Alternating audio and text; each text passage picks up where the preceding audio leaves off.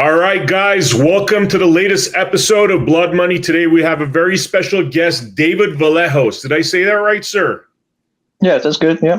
Awesome. So, David, the reason we connected is because you are a Second Amendment advocate. You have some stories to tell in terms of your difficulty in California with a very specific sheriff that we've known to be a little bit of a bullshit artist. So I'm just going to pass the mic to you, man. Tell us what's been going on, what have you been fighting for, and how does that relate to our gun rights?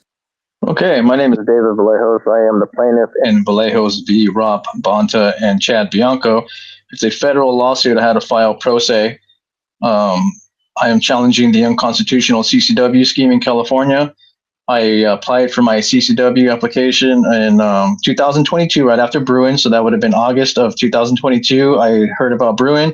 I followed the story and the law and the case. And as soon as Bruin was decided, I'm like, okay, yeah, we got Sheriff Bianco in office. He's pro Second Amendment. It's going to be pretty easy, and it's pretty much given that I'm going to get a CCW because I've got a Arizona CCW. I'm an FFL. I volunteer for CRPA. I'm very active and involved in the 2A advocacy community. I believe that. Just to be clear, you're not a felon or anything. You're a law-abiding citizen. There's no reason to reject you, which, by the way, CCW, to me, I've always said this before, it's tyranny on the installment plan. It's right to bear arms, period. Yeah, so I am a federal firearms licensee. I hold an active and valid Arizona CCW. I could buy firearms. I could buy ammo. Well, the ammo background check kind of is in limbo right now, but I buy ammo. I buy weapons all the time. I even walked into my appeal because after my second denial, which was actually withdrawn, so I applied a second time in 2024 after SB 2 kicked into play, which gave me an avenue to file an appeal. So after I had an avenue to file an appeal, I went and filed the BOF 1031 in California, and that gives me the avenue to appeal actually was a withdrawal application. So I have the evidence and proof of that with emails that they withdrew my application, didn't give me the opportunity to go through this process a second time, and they tried to actually stop my appeal. They wanted to stop my ability to file the appeal because that was part of their whole thing was, well, he didn't finish the application process, so how could he file an appeal? And that was their defense, and then the judge let it go through, and I still lost the case, even though I went with a letter from Rob Bonta stating that I was not a disqualified person or prohibited by federal or state law to carry or own a weapon. All right, so let me get this straight. Like, you're applying for a CCW, you're getting rejected, and you're getting rejected by the guy that's running as a Second Amendment advocate, Chad Bianco, for governor of California. Now, the reason why this is so interesting to me is because this individual called me an assassin for having lawful guns. And by the way, guys, we're up to our fifth court session, where we're just wanting the body cameras that made Chad Bianco come up with his ridiculous false accusations in order to push his governor run. And after 4 hearings, we're about to go into a 5th one, they refuse to release all the body cameras. Very interesting, right? Also very interesting that he picks on somebody that's a lawful gun owner and then goes around trying to get Republicans' votes saying that is pro 2A. And what you're hearing from David right now is a story similar to mine, that what he says does not necessarily match his actions. So tell us a little bit more, David. Okay, I used to volunteer a lot for certain 2A organizations, and as soon as they figured out it was Chad Bianco, for some reason, all my support and all my help was withdrawn. They wouldn't even return my phone calls anymore, my emails. They sent in their lawyers to send me an email to say that, oh, we can't represent you at this time. And it was all because it was Chad Bianco. And if you notice, there's been these events all throughout, the county and different areas where they hold these fundraising events, and all of the funds goes to these Second Amendment organizations. And what do you know? These Second Amendment organizations are still giving him an A+ rating and supporting him for governor and trying to push him through as literally somebody who they say walks on water. I sent you that video. Hopefully you received it, of that 2A organization literally saying that he walks on water. which is so ridiculous because, I mean, dude, the institution's so corrupt. The reason they're supporting this man, like, he has very little actual support. He's basically forced the Sheriff's Association, the union, to give him a whole bunch of money because his fundraising was sucking, and that's actually documented in a lot of articles. I mean, you're talking about a highly corrupt ecosystem, okay? Highly corrupt, where we saw yesterday, okay? 80% of the people polled within Riverside. We had various community activists go around Riverside collecting polls where 80% plus were saying that they want accountability for Sheriff Chad Bianco.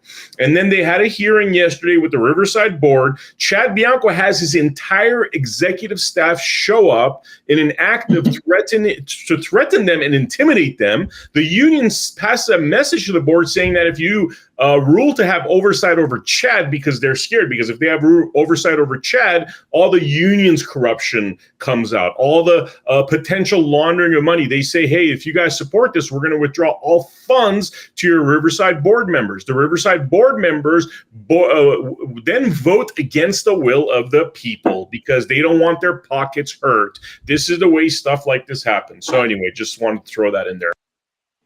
Yep, and you're perfectly correct. You're correct with everything, with the tyranny that we have here in Riverside County. I mean, we are literally living in a phase of what I consider to be Stockholm Syndrome, where we're kind of sympathizing with our oppressors because he literally has almost like a small cult following here in Riverside County, which I used to talk to a lot, volunteering at the booths. And as I make my rounds, around town and on, little bit of presence I have on social media, as soon as you bring up to them that he knelt to BLM, he falsely accused you of the third assassination attempt, they seem to like not even know it happened, or they have short-term memory because they sit there and they'll actually deny the fact that it even happened. They don't remember. People have short-term memory, and that's exactly what they're counting on, is everyone that has short-term memory. That's why he wants to be governor. That's why he even has the goal or the audacity to even run for governor, because he's counting on his constituents to be people with short-term memory who don't remember, don't know what's going on, and don't keep up with the law. And they're not counting on them to read what exactly that they're putting out there, like that AOG 2022-02, that memo that actually gives blueprint on how to violate people's rights with the CCW scheme to I mean, it's like he's a tyrant. And look, this is the thing that I've noticed. Right now, we have a clip that's going viral as we speak on X, right? The reason it's going viral is because we took a picture of his entire executive staff yesterday at the Riverside board meeting in a clear act of intimidation. By the way, these people are getting paid by the taxpayer dollars, and they're there. Taxpayer dollars are now paying to intimidate. Taxpayer dollars are paying to fight my case against Chad Bianco, basically to prolong it for his governor run. And these gameplays of not releasing body cameras, guess why they're not releasing body cameras, guys? Because if he releases the body cameras now, lo and behold, it comes out that he was completely full of shit and called me an assassin for his own political game, which most everybody that has brain cells already knows. And so they're going to delay. Guess who's paying for that? These delays, they have 8 attorneys getting paid $750 an hour, writing this one case in defense of Chad Bianco for something that is indefensible, literally. So now the taxpayers are going to pay millions and millions of dollars. Eventually, they're going to lose millions and millions of dollars, all paid via the taxpayer dollars. This is a scheme that Chad Bianco is running. He comes to you and he says, I'm going to give you CCW, while he works with organizations that are going to deprive you of your rights. And the issue here, by the way, last point, David, before I pass the mic on to you, is that the idiot voters. Right now, we have this thing going viral. Most people are horrified at what they're seeing, the acts of intimidations. But then there's a bunch of Bianco lovers that are like, basically like, oh, I'm retarded for posting this. I'm this, I'm that, right? And the point that I'm trying to make is David was talking about how these people have Stockholm Syndrome. I would even go as, and loving their oppressor, I would even take it a step further. I think these people are broken because they're literally fighting for the guy that's going to be their oppressor. So anyway, David, mic back to you, sir. Yeah, you're totally correct on everything. I agree with everything you're saying. You've done your homework. You've seen the oppression that goes on here in Riverside. You experienced it yourself. I experienced it. And as you can see, you agree that people have this kind of fog over their eyes, or this veil that's over their face, and they don't see what's going on, or they choose not to see. And then when you bring it in front of them, it creates this cognitive dissonance, and it actually creates them to not like you anymore, almost, because you're bringing them the truth and making them realize that the image that they've seen as what they say, like that Second Amendment organization said, this image that walks on water is now this fallible image that is making mistakes and has lawsuits piling up against him. He's got deputies running fentanyl for the cartels. His captain just sued him because she was a whistleblower who got fired because before we get to the Vicky Flores case, one thing I want to say about the fentanyl, these are the things that, okay, guys, I'm going to lay it out real quick.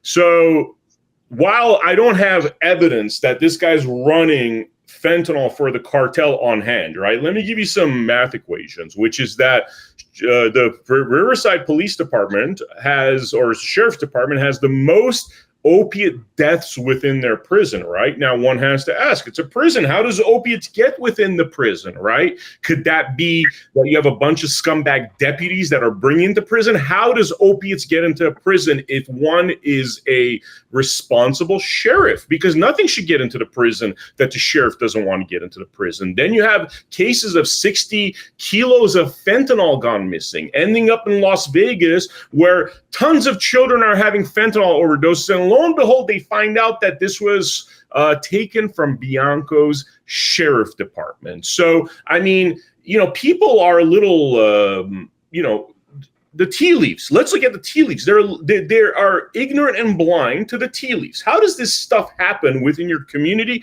if you're the top cop and you're a great top cop? At minimum, it's a failure to train. At maximum, it's a crime. So anyway, David, I won't rant anymore. Mike, back to you.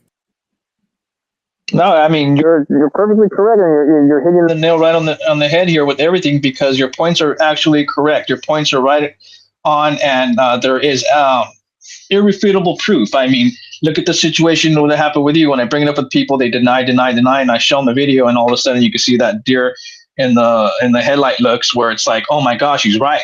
And it creates this animosity and tension towards you, but with people. But hey, that truth has to come out.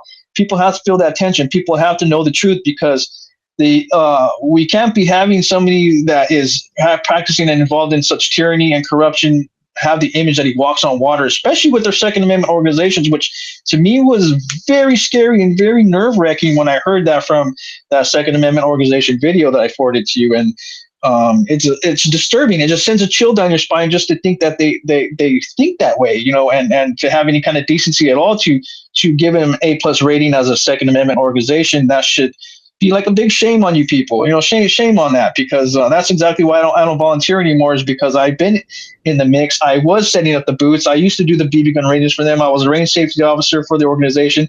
I did everything for them. They used to leave the equipment in front of my house. I take it out, set up their booth, bring in members. I made them hundreds of thousands of dollars. I brought in thousands of members and dozens of business affiliates. It's a waste of time, man, when you understand the mechanics of how it works, right? So we've been sitting here perplexed. We're like, man, what is going on with Fox News, right? Like, when this third assassin hoax happened, they never corrected the record. Lo and behold, we find out that the California GOP has a deal with Fox News where they're literally controlling the candidates that go on there. And what does that present? That presents 2 Fox candidates and 10 other candidates, which you could find on my X account, by the way, at Not Ben Miller, but 10 other candidates that are being completely ignored by Fox. What's also being ignored by Fox is the third assassin hoax, right? Which, by the way, we broke that too, by the way. That's another thing I want you people to know, is that Fox News was touting Bianco as a frontrunner candidate. Guess what? Until 2 months ago, and this was 6 months into our campaign against Chad Bianco, they took notice because so many people in the hundreds message Fox News saying that you guys are a bunch of censoring scumbags. You won't even talk about these other great candidates like Daniel Mercury and Leo Zaki and David Serpa and Louis Herms. I mean, there generally is good constitutional candidates running for California governor, but you won't hear about them. And when you look at why that's happening, it's all because of the California GOP. Now, why has the California GOP put up this loser, Chad Bianco, that has literally no chance of winning? I mean, think about it, guys. Even if Chad Bianco wasn't the third assassin hoaxer, a lying BLM kneeler, anti-2A, if you look at his visual of what he looks like Texas Walker Ranger, and which is not going to appeal to Californians. Now, why has he been put out there? You know why? Because there's a group of fanatical individuals that'll donate money to people like Chad Bianco. He's nothing but a fundraising mechanism when the GOP itself knows that this man has zero chance of actually winning. In fact, a British guy, a guy that's not even born and raised here, is kicking his ass threefold because he's a semi-normal candidate and not a bad-tempered a-hole. So that tells you about the GOP leading our people off the cliff, and also tells you why people like David and I are sick of donating our time to these people, because we go out there and we're thinking Constitution, right? The Democrats, they don't seem to be very pro-Constitution. Republicans seem to be very pro-Constitution, or at least that's the way fakers like Chad Bianco present themselves. So like idiots, we go out there and we say, hey, let's help this guy that's pro-Constitution. But when the shit hits the fan, they ain't pro-Constitution. So anyway, end of that rant. Mike, back to you, sir. Yeah, so my question was during, my whole ordeal was, where's the Second Amendment organizations at? Why ain't they backing me up? Why don't they want to challenge us on its face like I did? Because the reason why I filed my case was, A, for everyone in California that wants to carry a weapon and defend their family and not go to prison, and B, to prove that I could do what the Second Amendment organizations are refusing to do, which is take action against this unconstitutional scheme under Bruin.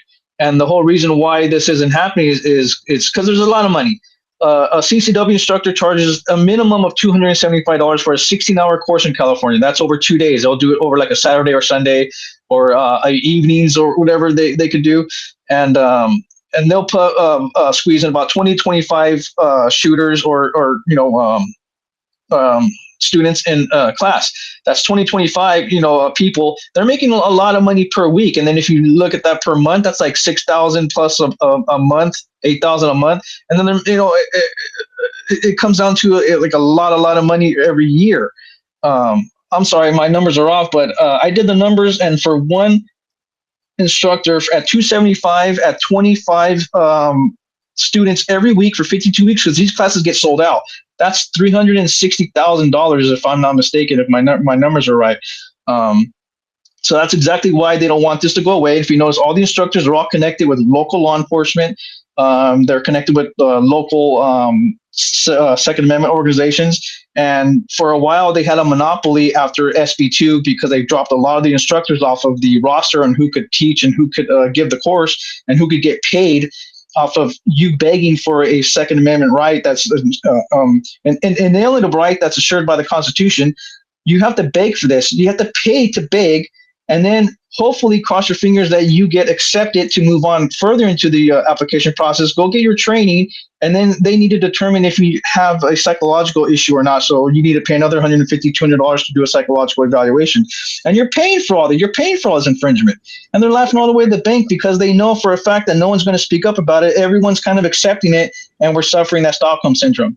One thing I want to mention, man, there's a lot of parallels here. And everybody comes to us with all their issues. The story you're saying actually sounds very much like a family law story, which we cover a lot too, which is a government scheme. What they do is once you sign these agreements that, hey, I'm agreeing to your tyranny, I'm agreeing to get a CCW, even though the Constitution says, because most people will just get a CCW as opposed to moving this up to the Supreme Court so you could nullify CCWs because that costs millions of dollars, right? So most people will go along with this kind of tyranny. And this is where they've caught us. And the family courts are the same situation where you sign on to a marriage certificate, you're giving government license. And then what happens with a lot of dads, by the way, you hear in these stories, is that 80-90% of the time, the children are withheld from the dad and they got to spend money on psychological evaluations to prove that they're innocent before proven guilty, literally. Like if an ex-wife says, hey, my ex is crazy, they'll make you spend thousands of dollars on mental health, assessments to prove that you're not crazy. And what you see in this fraud, and this is the point I'm trying to make, that all this fraud's the same, man. The people that are getting screwed out of CCWs and their constitutional rights, the fathers and mothers that are losing their children to the kidnapping and trafficking scheme of the family law courts that withhold your kids until you spend a whole bunch of money on shit. It's the exact same thing. It's government tyranny made possible by people like Chad Bianco. And by the way, you look at Chad Bianco's brother, Brett Bianco, he's a pro-LGBTQ plus family law attorney with 4 adopted girls, has so many complaints. Just Google it. Brett Bianco complaints and lawsuits. He has got complaints and lawsuits like this from parents saying, you stole my kid for financial reasons because you're going to sell off my baby for forced adoption, probably to some gay couple. And you know what? I don't have anything against law-abiding gay couples having their own kids, but not at the price of stealing a kid from their mom and essentially holding that thing hostage. No different than CCWs. You're not going to get your CCW until you spend money on it. And somebody said you have red flag issues. Well, guess what? You got to go spend $5,000 on a mental health assessment to prove that you don't have mental health. It's just because there was a red flag BS California law that made you do that. So it's all a money making scheme to rob us of our funds. And it's all subjective. It's all arbitrary rules and subjective standards when it comes to these psychological evaluations. And when you take them for your CCW, and more than likely even in Riverside County for parenting, you probably can't get the results. They'll probably act like, well, you can't get that. You ask these people here, ask those people there. Because when I was trying to get my psychological evaluation results for my CCW appeal, I couldn't figure out where to get those records. I'm like, okay, so it's just some kind of arbitrary rule that we don't like your psychological, test results. So what's the score? There is no set standard of score. It's just somebody who sits there and says, we already don't like him. We're just using this as a roadblock and as a hurdle, and not only as a price hurdle, but as just as a means to give a reason to deny, because you could be the best law-abiding citizen, no DUIs, no arrest, nothing on your record, but hey, go take the psychological evaluation. Hey, we don't like the hue of your skin. We don't like your religion. We don't like what you put over here on social media. Oh, you got a psychological problem we don't like, and too bad you go and get a CCW. That's the way it goes. And that's the way it's structured and established. And even for parenting, you pay all this money for a psychological evaluation, and based on some arbitrary rule, no, we don't like you. We've already determined you're not going to get these kids, but we need to keep our doctors paid. Yeah, scumbags. I mean, they're all fucking scumbags, dude. And the whole lot of them, every single person that endorsed Chad Bianco ignorantly so, when this guy's literally not stopping a lot of the fundamental issues. You know what, Chad? If you have problems with what's happening with the destruction of families in the United States, then first of all, investigate your brother, Brett Bianco, that's got dozens of complaints against him. Horrible complaints of kidnapping and trafficking children, felonious issues, and you won't give CCWs to law-abiding citizens like David. Now, David, is there anything you want to mention in closing? I'm going to pass the mic to you, to your heart's content, brother. Let us know what you're thinking. Okay. Well, like I said, I started the federal lawsuit, Vallejos v. Rob Bonta and Chad Bianco, that is challenging the unconstitutional CCW scheme. I did a pro se with no help from any attorneys. I've been reaching out to attorneys and Second Amendment organizations for over 2.5, close to 3 years now, since the Bruin decision and my first denial. I gave the Second Amendment organizations a pathway and a strategy. The strategy I used to challenge this on its face, because if you notice, Second Amendment organizations, they kind of do a lot of frivolous cases where it doesn't really help a lot of people. Like, there's not a lot of people going to prison for high capacity magazines per se. You know what I mean? It's kind of like a wobble or a wobble charge where they could kind of do probation. There's people literally going to prison and jail for carrying a weapon in public. That is their constitutional right. So how come nobody is fighting to protect the citizens and their members against this unconstitutional scheme that is established to keep people in prison, to rip parents away from their children? It's all part of that same scheme.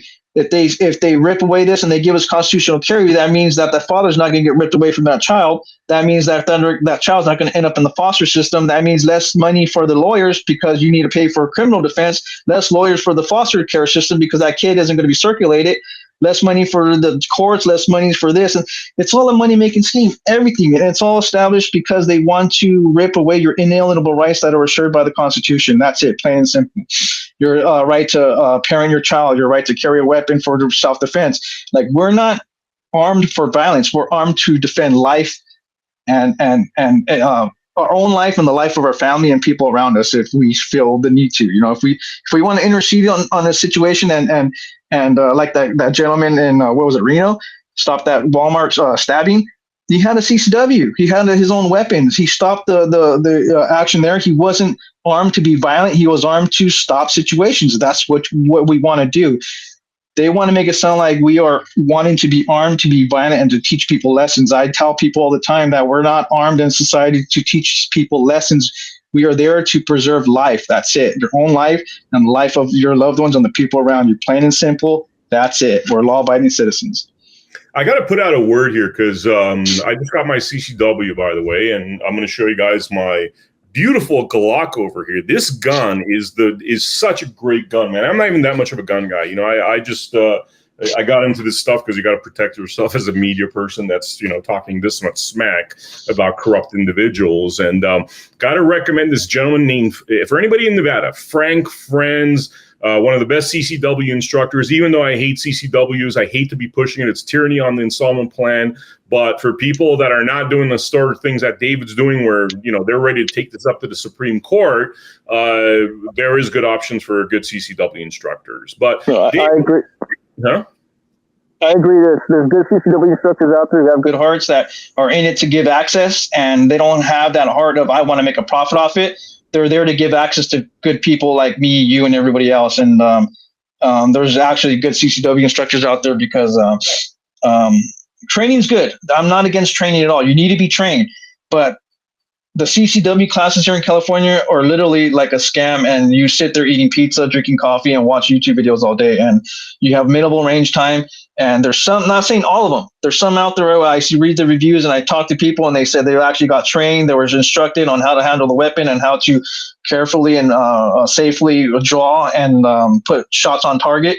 They were actually there for instruction. But the classes I took 2 different classes for CCW here in California. The first time was for my first run around, and the second time was for my second attempt at the permit. And both times we're literally just sitting there watching videos waiting for the time to run out. And it's a joke of a program, but I'm not saying all of them are like that. I have a lot of respect for the CCW instructors out there that actually give time and effort to show people how to safely be responsibly armed citizens who are, who have a good mind.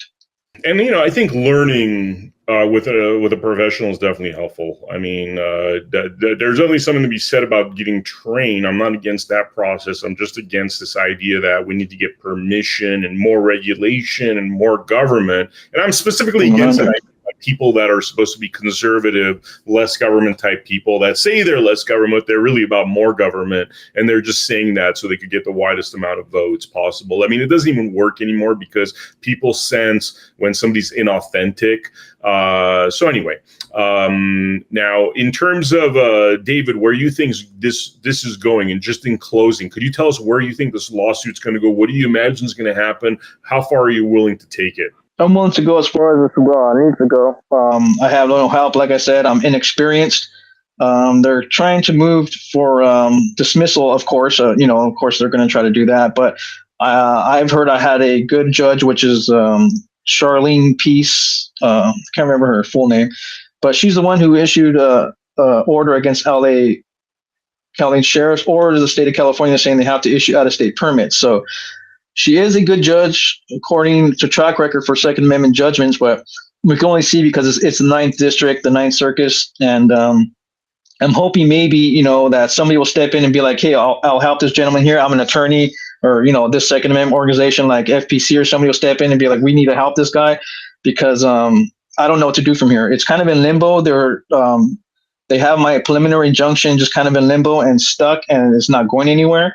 And it was supposed to be done in March, I believe, and it's already July, and there's no word on what's going to happen. It's kind of stuck in limbo. So I'm hoping get some help from somebody, a legal professional, to kind of give me the idea where it needs to go and give me that push on the direction this case needs to go to get it going, because it's just kind of stuck in limbo right now with them pending dismissal for some reason.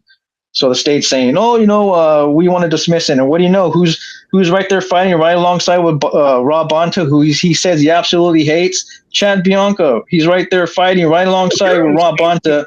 they're on the same team. It's absolute bullshit. Oh. I mean, look, Rob Bonta's an idiot. Rob Bonta's a freaking moron on the level of a Chad Bianco, because the amount of evidence we have as civilians right now is enough to have Bianco brought up on charges. There's no way that you could look at the amount of evidence that is out there today, right now, via the Vicky Flores case, the 12 other individuals that have sued him for literal criminal deeds, and other deputies for literal criminal deeds. And there's no, I mean, it's WWE. That's what people don't get. When you're talking about corrupt officials, party lines are gone, right? The difference between a Rob Bonta, Chad Bianco, Hestrin, I mean, it's an ecosystem of corruption. These are the fools that can't even break a case, like, that have like 1% of the intelligence of the Sherlock Holmes that are out there claiming that they're capable, and they're not. Because if we could dig up this much crime and patterns and practices of crime from Chad Bianco, like, with all the tools in the world, the Department of Justice can't do that. You know, we've seen this throughout history. We've seen this sort of thing throughout history. Like, you had the Biden administration, nobody was being held accountable, right? And you wonder why they're not being held accountable. And then all of a sudden, the Trump administration starts, and you see a little bit of accountability, although I'm very not happy with the amount of accountability. I'm just being patient, but I'm just saying you see a little bit of accountability. And you realize that it's really the people in power, that Bonta, Hestrin, Bianco, there's no way they're not playing on the same team. And honestly, I would add Newsom on top of that, because when the third assassin hoax happened,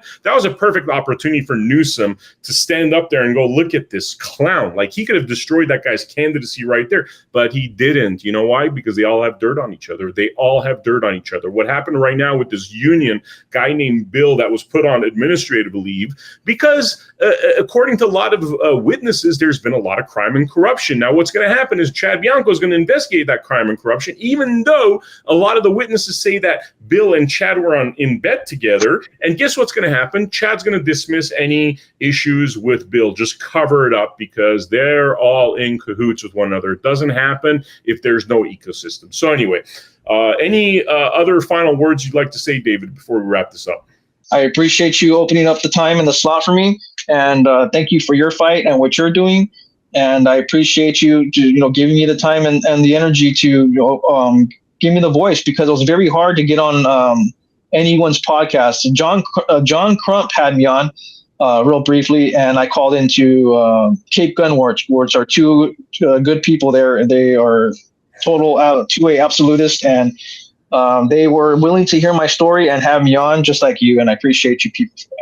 I got to say, a lot of these podcasters are hacks. There's a lot of people I appreciate and respect. A lot of these people are hacks, and you'll find that out when you realize how many people Chad Bianco paid to get on podcasts. And these individuals, if you have people like David and I going, hey, why don't you interview us too, so we could give you the other version, because Chad Bianco is always lying. He's always saying that, the left is after him. And then you have a Republican, I'm pretty sure you sound like you're a Republican, going after him as well. And so, it's just not true. But these podcasts won't let people like me and David on, because we would go against the Chad Bianco narrative on why are they that way? Because a lot of these guys are pay to play. That's the truth. A lot of these guys are pay to play. They'll literally interview Adolf Hitler if you give them $10,000. You know what I mean? Like, and I'm not even joking. Like, you literally pay them. And I've emailed a lot of these people after Chad Bianco has gone on their podcast. I've emailed these people going, hey, you just had Chad Bianco on. Why didn't you hear the alternate version of the story, either from myself or Vicky Flores or Michael Lujan?